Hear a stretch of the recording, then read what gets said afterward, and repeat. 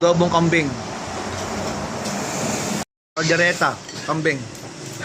Yan guys, oh. Dix kambingan. Nakita kami na kambingan sa may Lubao. Asa na ba tayo? Lubao? Lubao to, Lubao, no? Lubao. Ayun, no? Yun, papunta ng Manila. Yun, papunta na ng Subic. Yan. Sardan. Yun, no? Ito, adobong kambing. Nilagang baka. Kalderetang kambing. Wala pa silang palukan eh. Maaga pa kasi. Sardan. Yun, no? Alright. Gabong. Alright. So, masarap dito eh. Tsaka gulay kumuha kami. Iba lumaw. Pag ganyan, kailangan ng patis tsaka kalamansi guys, oh. Talagyan mo ng sili. Kasarap. Ay, inang! Ayan, oh. Alright. Guys, yung kanilang kalabasa, may balat po.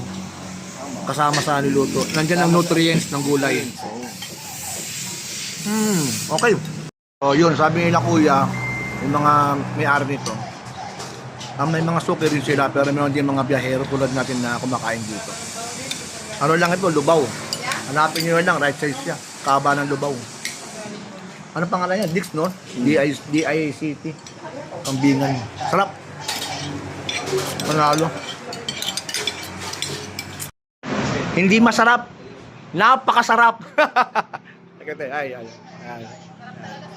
Okay dito guys, panalo. Yung mga riders na kasama natin. Ano po ulit yung address, kuya? Remedios, Lubao, Pampanga.